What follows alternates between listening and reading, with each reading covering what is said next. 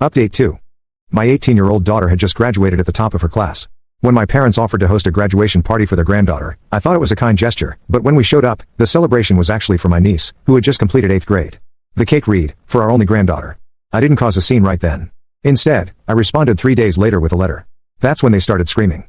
What we did next. 3 days later, they got a letter, and this time they were the ones left speechless. There are things I didn't notice when I was a kid. And there are things I did notice but talked myself out of. That's what growing up in a family like mine teaches you, how to gaslight yourself before anyone else gets the chance. It wasn't until the cake, that I looked back and realized, oh, this wasn't just an oversight. This wasn't a bakery typo. This was the punchline to a joke they've been telling behind our backs for years. And the joke was us. I've always been described as easy. Not in the scandalous way, in the manageable child kind of way. I didn't cry at bedtime. I organized my own lunchbox.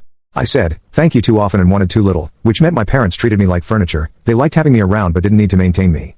My older brother was the thinker. My younger sister, Heather, was the little sparkle. I was just there. Middle child, middle of the road, middle of the conversation, if I was lucky.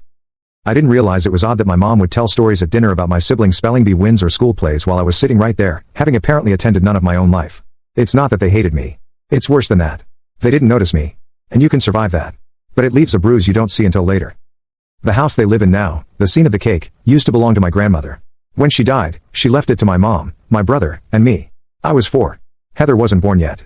The first time my mom mentioned my name being on the deed, I laughed. You're joking, right?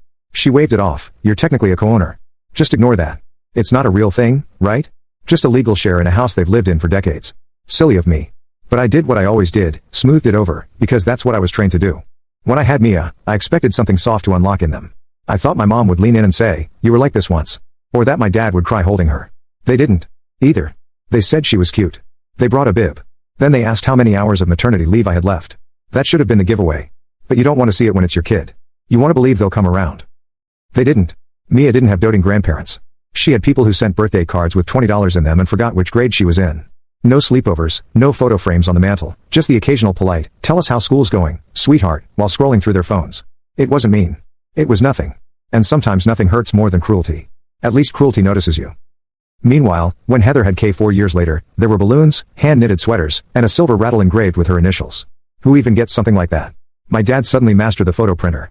My mom joined a Facebook group for hip modern nanas. All at once, they had time. They had strong opinions. They had a new role, grandparents with a capital G for Mia, though, they were just older relatives who happened to share a table with us twice a month. We never missed a dinner. We smiled. We brought dessert or a side dish. We listened to long stories about Kay's piano performances and recent Tooth Fairy adventures. Mia even complimented her drawings, which were usually just a few purple crayon lines and a triangle she insisted was a dolphin.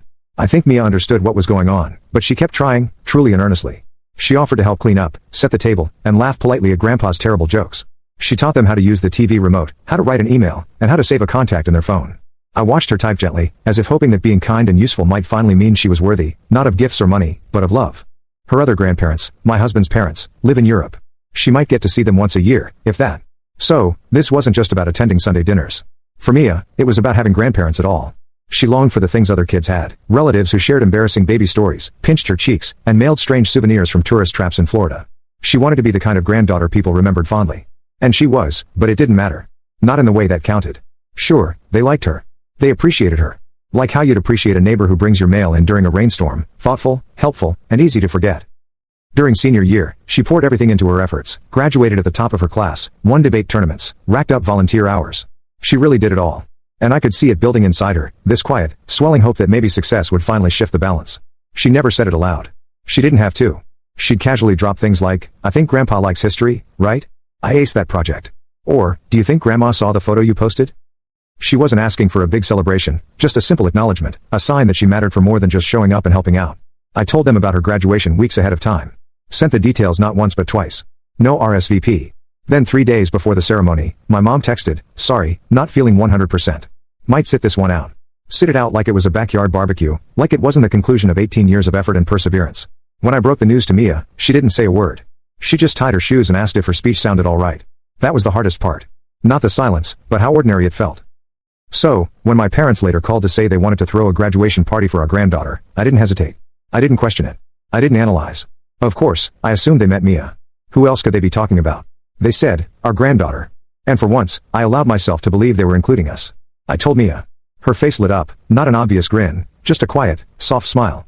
But I saw it, that flicker of hope that maybe, just maybe, they were finally trying. But when we showed up, the celebration was actually for my niece, who had just completed 8th grade. The cake read, "For our only granddaughter." I didn't cause a scene right then. Instead, I responded 3 days later with a letter. That's when they started screaming. She didn't ask anything. She just nodded and said, "Okay." She picked out a dress. She even offered to bring one of her favorite teachers to say a few words. She was nervous and excited and scared in that hopeful way that only teenagers are when they still think things can be different. And honestly, so did I. We were wrong. I never thought I'd be the kind of person to send a letter like that. Not a handwritten note, not a Christmas card with best wishes scribbled in fake gold ink. I mean a letter that makes people stop breathing for a second when they open it, one you don't respond to with words. You respond with rage. I didn't even write it myself. Marcus did. He drafted it like it was nothing, calm, polite, lethal, a surgeon's cut. I signed it without blinking because I wasn't doing this for me. I was doing it for my daughter. It didn't feel triumphant. Not at first, just strange, quiet, almost clinical. We printed 2 copies, one for our records, one to drop off. I didn't mail it. I delivered it by hand, folded once, tucked into a plain white envelope. No return address. No note, just the words, "I intend to sell my 1/3 share of the property located at," address. Plain, non-negotiable. They could theoretically buy me out, get a loan, scrape together their pension checks, and do whatever it is people do when they're faced with the consequences of a decades-long power imbalance. But I knew they wouldn't. And I knew that wasn't the point. The point was they don't get to own me anymore. Heather called first. I picked up because I wanted to hear how it would start. She opened it in front of Kay. She said, like that was the greatest crime committed all year. I didn't answer. Mom screamed, "Laura." Like full volume. She nearly dropped her tea. Should I apologize to the tea? Heather didn't laugh. She was sobbing. I thought someone died at first. Did she read it out loud? I asked. Yes, she said. You're trying to sell the house. Our house. Correction, I said. 1/3 of the house. She was shaking. She should hydrate. Heather made a strangled noise like she was deciding whether to hang up or scream. You're destroying her, she said finally. No, I replied. She did that to herself. I'm just making it official. 3 hours later, my mom called. Caller ID. No message. Just persistence. I picked up on the 3rd ring. I'm going to pretend I misread that letter, she said calmly. And you're going to tell me it was a mistake? I let the silence stretch, then I said it wasn't. She sucked in her breath like the letter was one thing, but this confirmation, was somehow worse. You're really going to sell your share of the house? Yes. Our home? No, I said. My share of Grandma's home. You don't even live there. You don't pay the taxes on it alone either. My mom was quiet for a moment. Then, this is vindictive. No, I said.